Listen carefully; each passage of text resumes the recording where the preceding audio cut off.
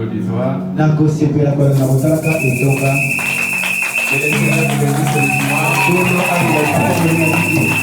En tout cas, je manquerai des termes pour exprimer ma gratitude envers Dieu et envers vous.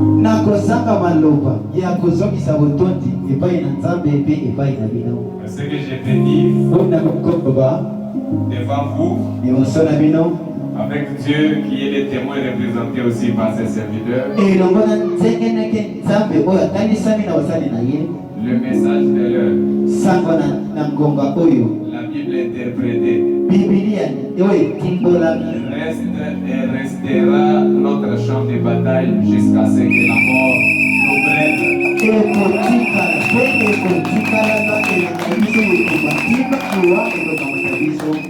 que le Seigneur vous bénisse.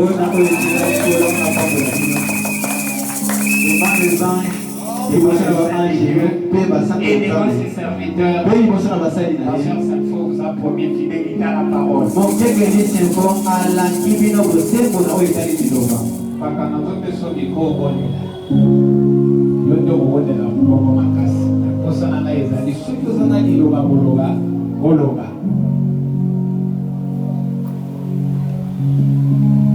Que le Seigneur vous bénisse.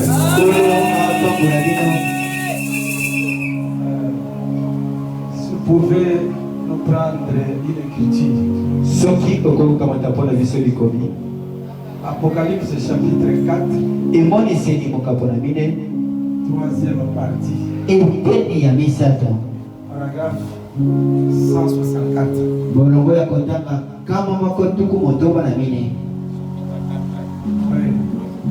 Troisième partie. Pasteur, ça vient.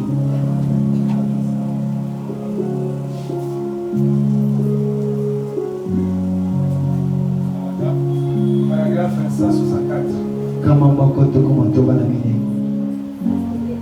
C'est un conseil qui concerne vous et lui, le pasteur.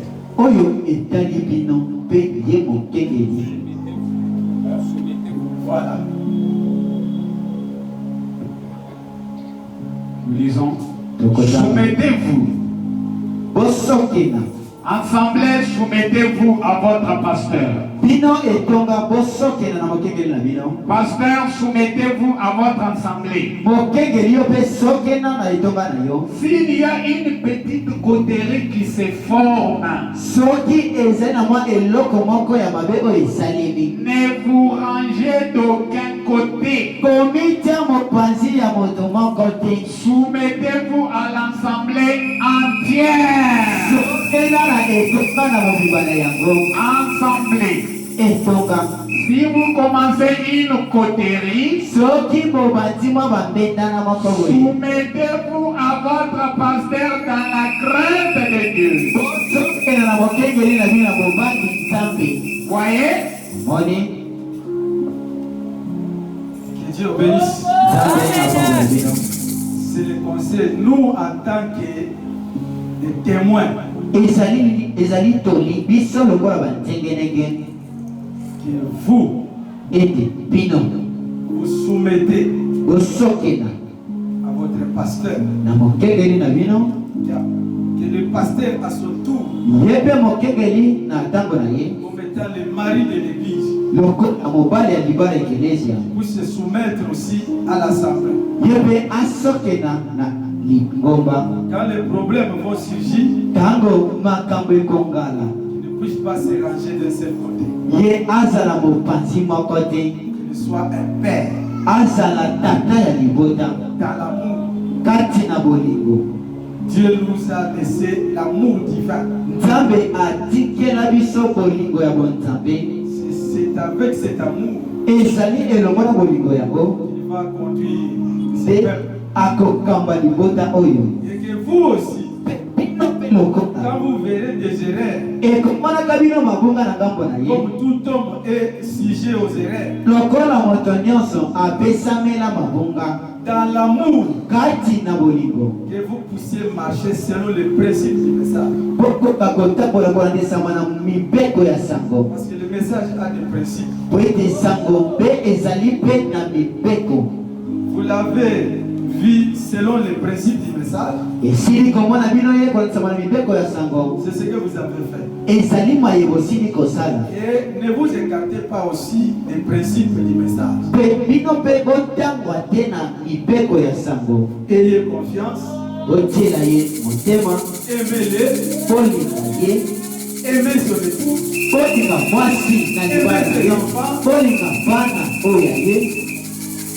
Si vous l'aimez, je ne crois pas que vous allez haïr son épouse. Que vous allez haïr ses enfants. Parce que son épouse, c'est sa côte. Ses enfants aussi, ce sont ses entrailles. Aimez-les avec tout ce qu'il a. Amen. Amen. Parce que je ne vais pas être égoïste.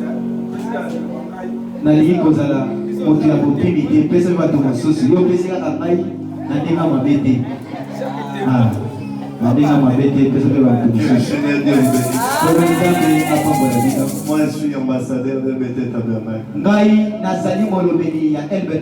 Je parle maintenant de notre église. Et je voudrais vous dire et qu'il est bien dit, si votre pasteur a 25 ans, et toi tu as 40 ans, tu dois faire l'inverse de l'âge. Le devoir, le respect à votre pasteur.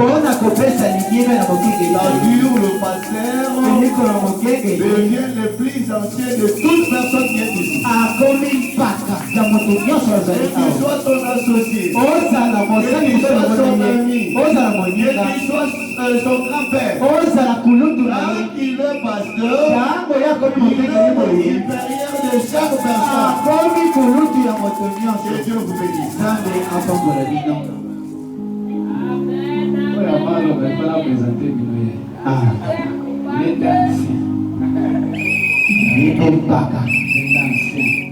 Je vous ai souvent dit que pour moi, j'ai cru le message trouble.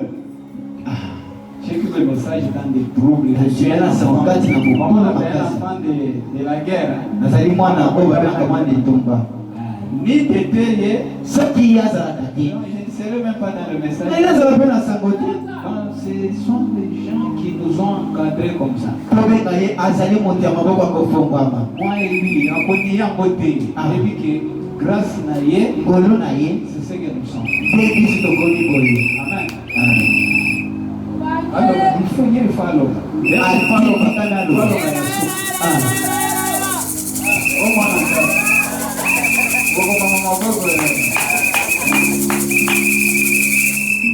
Que le Seigneur nous bénisse. Il bénisse les temples de la restauration. Bon, nous sommes vraiment très ravis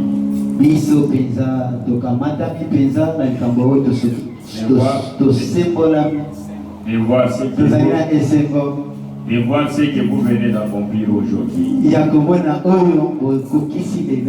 Vous savez, Frère Branham dit, une église ne peut jamais être dirigée par des têtes.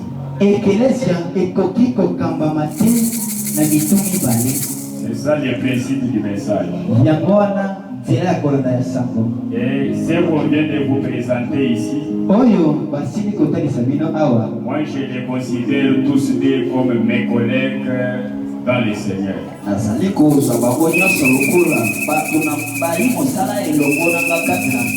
ne suis pas vraiment un ancien,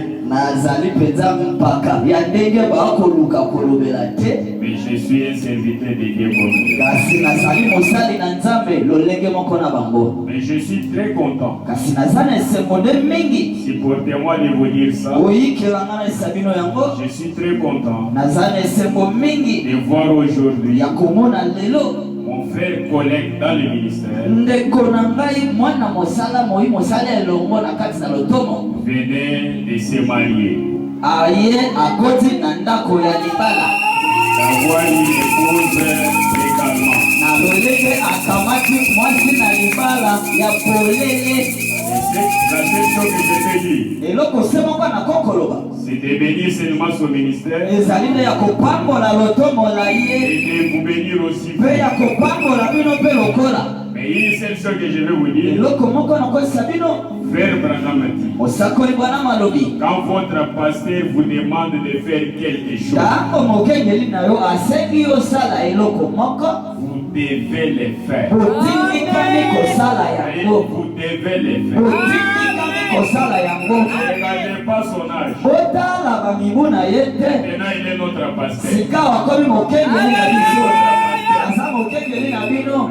C'est ce que je peux dire. yango wana nalinga naloba Je le bénis richement. nakopambola ye ya Je mingi crois que nous serons toujours côte à côte. nakanisi ete tokozala ntango nyonso pembeni pembeni. Nous sommes parmi les jeunes tozali na kati na bilenge qui ne veulent pas être manipulés. oyo balingi mpenza te kobanyolama na bandenge moko boye À ce qui concerne le message, mingi kotalisama na sango oyo nous nous connaissons. biso toyebani. Pour les messages, on peut se séparer. mpo na sango na ndenge mabe te tokokabwana. Je les connais ainsi. nayebi ye se bongo Il est comme ça. aza bongo. Soutenez-les. bopesa ye simbi Donnez-lui à manger bopesa ye ya kolia pour qu'il trouve assez po d'histoire de ete azala na ngonga ebele ya kotikala na maboloko atangaka sango ya koteya bino. Et Seigneur vous bénisse. nkolo apakola bino. basali na nzambe bakobondela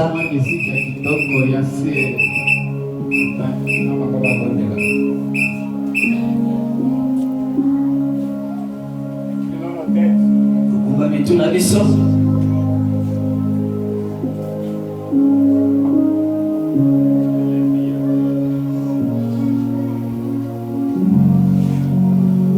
Donnez une chanson là-bas.